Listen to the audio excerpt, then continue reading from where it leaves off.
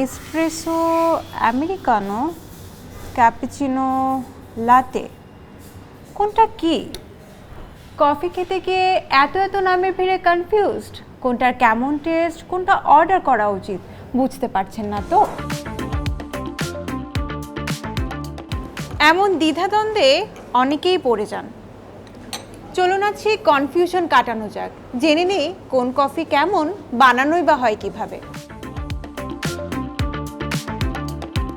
Coffee বিনের সাথে গরম পানি মিলেমিশে হয়ে যায় কফি। এই মেশানোটা হয় দুভাবে।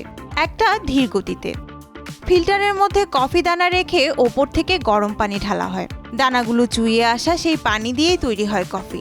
আরেকটা পন্থা একটু দ্রুত, এসপ্রেসো নামের মেশিনে উচ্চচাপে কফির দানা ও গরম পানি মিশিয়ে তৈরি, তাই এই কফির নামও এসপ্রেসো।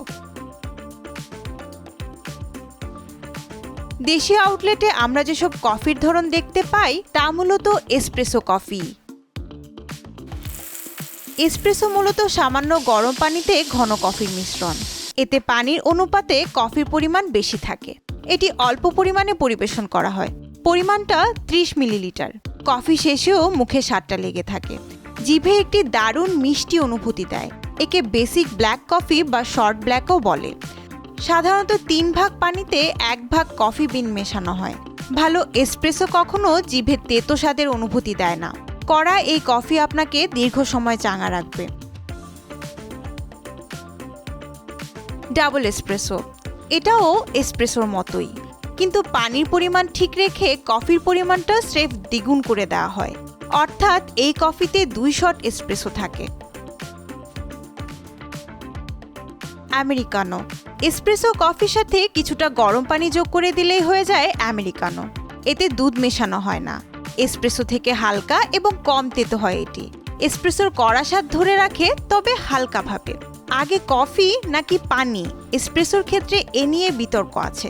তবে আমেরিকানোর বেলায় কফি সবসময় প্রথমে যোগ করলে ভালো, কারণ এতে ওপরে ফোমের সৃষ্টি হয়। লাটে, এসপ্রেসোতে এবার দুধ মেশালেন প্রচুর পরিমাণে। 1 ভাগ এসপ্রেসোর সাথে 3 ভাগ দুধ, সাথে মিশলো অল্প স্বল্প মিল্ক ফোম। ব্যাস হয়ে গেল লাটে। যারা কফি খেতে চান কিন্তু তেতো ও কড়া স্বাদ নিতে চান না, তাদের জন্যই লাটে। দুধের আধিক্য থাকায় এটি মাইল্ড পানীয় হয়, পানও করা যায় সহজে। সাধারণত আমাদের দেশে 240 মিলিলিটার থেকে 300 মিলিলিটার কাপে লাটে পরিবেশন করা হয়। এতে ফোম দেওয়া হয় মূলত উপরে নানা ধরনের ডিজাইন করে পরিবেশনের জন্য। ক্যাপুচিনো, ক্যাপুচিনোও তৈরি হয় লাতের মতো করে, তবে এতে প্রচুর পরিমাণে দুধ ঢালা হয় না। এসপ্রেসো যতটা, মিল্ক আর ফোম ততটাই থাকবে। এটা লাতের চেয়ে কড়া। কফি ও দুধের ভারসাম্য থাকে সাথে, পরিমাণে বেশি থাকায় এখানে ফোমের উপস্থিতিটা একটু বেশিই টের পাওয়া যায়। এসপ্রেসো, দুধ ও ফোম সম পরিমাণে দিয়ে তৈরি হয় ক্যাপুচিনো।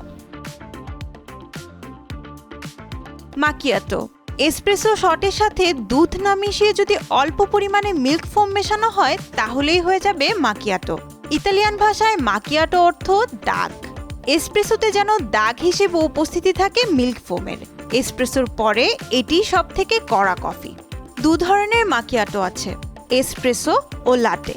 এসপ্রেসো মাকিয়াটো বানানো হয় এসপ্রেসোর 1 শটের সাথে 1 থেকে 2 চামচ দুধ মিশিয়ে।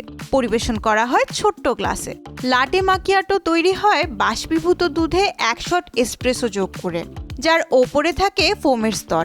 এটি পরিবেশন করা হয় লম্বা 1 গ্লাসে। মকা, মকা বা মকাচিনো অনেকটা লাতের মতোই, তবে বাড়তি উপকরণ চকলেট।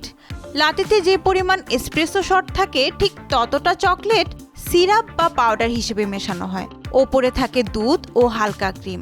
অনেক জায়গায় এটা মকা না বলে লাটে উইথ কোকো বা চকলেটও বলে।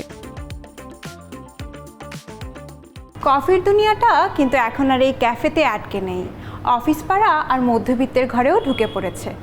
এসব জায়গায় অবশ্য তো কায়দা করে কফি বানানো হয় না।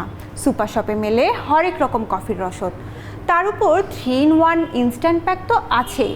মাত্র 2 মিনিটেই কফি রেডি। শহুরে জীবনে তাই কফির নেশা যেন এখন চাকেও ছাড়িয়ে যেতে বসেছে। নুসরাত তানি, যমুনা নিউজ, ঢাকা।